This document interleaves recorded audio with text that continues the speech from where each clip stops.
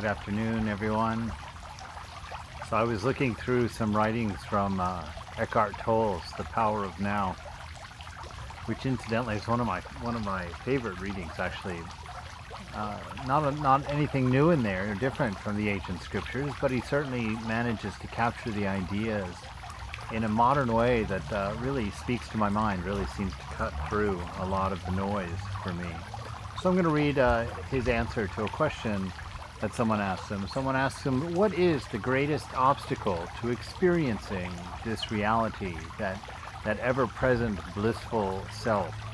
What is it that keeps it so hidden from us? Why does it seem like such an unreachable place or thing when actually it's everything that we experience? He says that the largest obstacle is identification with your mind, which causes thought to become compulsive. Not to be able to stop thinking is a dreadful affliction, but we don't realize this because almost everybody is suffering from it, and so it's considered normal. This incessant mental noise prevents you from finding that realm of inner stillness that is inseparable from being.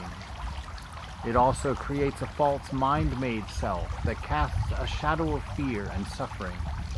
We look at all that in more detail later. The philosopher Descartes believed that he had found the most fundamental truth when he made his famous statement, "I think, therefore I am."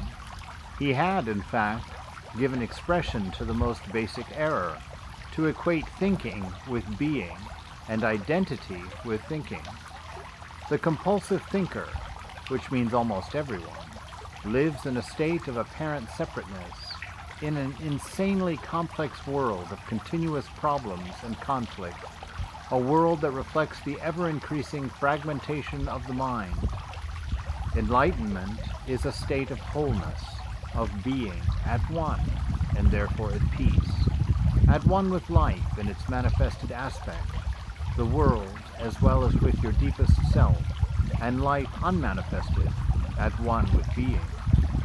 Enlightenment is not only the end of suffering and of continuous conflict within and without, but also the end of the enslavement to incessant thinking.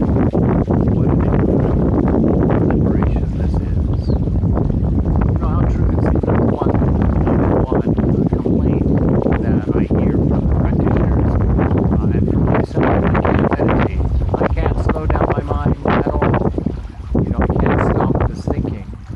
And it's because we're constantly querying the mind, but that identity is so deep, that wanting to know, how am I?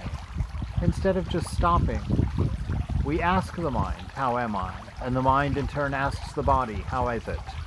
And we get the list, It's like looking at the weather, as if our self is something that we can look at, as if our self is something that we measure. It's beyond that. It's the quietness between our thoughts. I was thinking as I was contemplating this notion of this endless thinking, it's like there's a website called Reddit, and I'm not endorsing it, but there's this subreddit called Funny, and it's just kind of a collection of all of the funny things that people have come up with in a day. And there have been times, that you start reading that, and time passes so quickly, and you think, oh, I got to go to bed, I got to go to sleep, and you just keep reading, You love that flow of entertainment, that flow of distraction. It used to be that ways in the old days when television had the same kind of power, where you would sit there and you'd watch one show and it would be over and you'd think, oh, I should get up, but somehow you get snickered into the next show, and then the next show, and then the next show. And pretty soon, all of life has passed us by, and we've just watched one show after another. The mind is very much like that. The mind is not who we are. It does not define what we are. It does not tell us the truth about what is.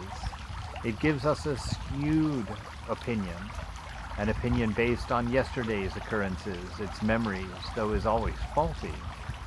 I watched a wonderful show last night on memory, a documentary on Netflix on mind. And they were saying that our ability to accurately remember the past is almost as good as pure chance. That the mind is constantly reorganizing its memories and changing it little by little. And at first you argue with that and think, no, I've got a great memory. If you watch this documentary, they interview several people about their memories of where they were and what they were doing on 9/11 when the towers came down. And it was amazing how in error every single person was. Some of them, it was absolutely impossible for them to have been where they thought they were and to have seen what they thought they saw. So let go of the mind. When you want to know how you are, open up. Don't ask anyone. Don't ask anything. Don't ask. Experience. Be the experiencer for a moment. And do away with the experience as your source of information. As it were.